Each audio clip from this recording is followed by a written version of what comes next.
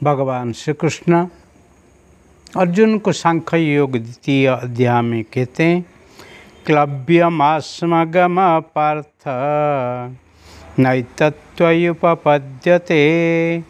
क्षिद्रं हृदय दौर्बल्यं त्यक्तोत्तिष्ठ परम तप। हे परम तप, शत्रु को तपाने वाले अर्जुन, क्लव्यमास्म गम पार्थ, हे पार्थ, तो नपुंसक का बस नहीं हो, न एतदुपपद्यते, आपको वो सब शोभायमान नहीं है। क्षुद्र हृदय त्यक्त्वा, तेरे हृदय में जो कायरता है, जो क्षुद्र भाव है, उसको त्याग कर उत्तिष्ठ परम तप, उठो, जागो और आपके जीवन का जो ध्येय है उसके लिए समर्पित हो जाओ। जीवन के लिए वो एक अति उत्तम मार्गदर्शन है। उत्तिष्ठ जागृत प्राप्य बरा निबोधता, उठो, जागो। जहाँ तक आपके जीवन का लक्ष्य पूर्ण नहीं होता है, रोको मत। Awake and arise, stop not till goal is reached। सब तो उठ जाते हैं पर जागते नहीं। जागृति जिसके अंदर होता है वो ही जोगी हो जाते हैं, वो महाशक्ति के साथ जुड़ जाते हैं, आदर्श ध्येय के साथ जुड़ जाते हैं, अपनी सफलता को पाने के लिए ही समर्पित हो जाते हैं। इसीलिए जागना चाहिए,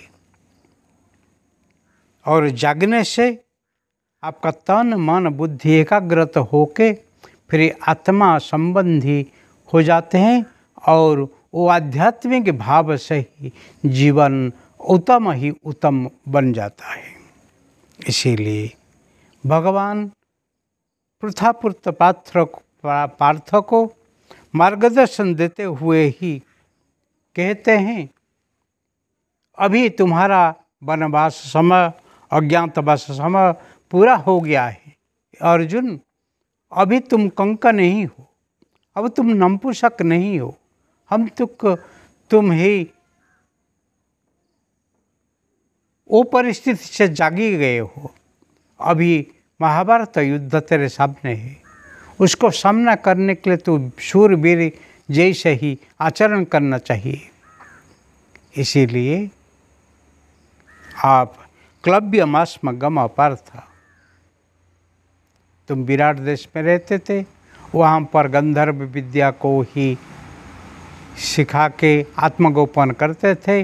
वो समय अलग है, वो समय आप ही एक किन्नर रूप में रहते थे, पर अभी आप वो रूप में नहीं है। आप अभी वीर अर्जुन है, गांडीवधारी अर्जुन है। ऐसे क्लव्यमास्म गम पार्थ, तुम जैसे नपुंसक जैसे बात करते हो, वो परिस्थिति ठीक नहीं है। तेरे हृदय में जो कमजोरी है उसको त्याग कर।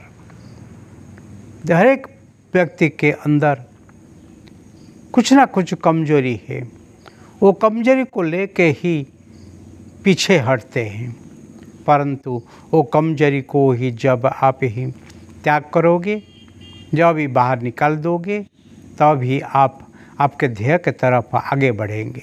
आपके कर्तव्य को संपादन करने के लिए आप तैयार होंगे। इसीलिए यहाँ पर भगवान कहते हैं, हे अर्जुन, तेरे अंदर जो कमजोरी है वो कमजोरी को त्याग कर। तू अभी कमजोरी को लेके छिप नहीं, तू खुल जा। खुलने से कुछ ना कुछ शक्ति का ही संचार होता है, और जो ही सुप्त स्थिति में रहते हैं, क्षुद्र स्थिति में रहते हैं, वो ही ऐसे ही होते हैं।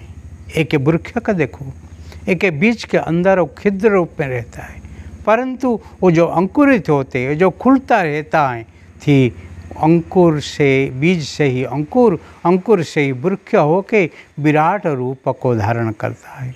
ऐसे हमारे अंदर जो सूक्ष्माति सूक्ष्म शक्ति पड़े हुए हैं, वो शक्ति को हम जब संचार करेंगे वो महाशक्ति के साथ ही प्रकट होगा और अपने शक्ति को ही लेके हम सफलता पा सकते हैं। इसीलिए कोई ना कोई ऊपर से हमको कोई जगाना चाहिए। भगवान श्री कृष्ण यहाँ पर अर्जुन को जगाते हैं। कोई एक व्यक्ति हो, कोई एक शक्ति हो, कोई एक स्थिति हो जो हमको जगा सकता है, वही है ज़रूरत है। इसको कहते हैं प्रेजेंस ऑफ माइंड, जिसको कहते हैं मान की जो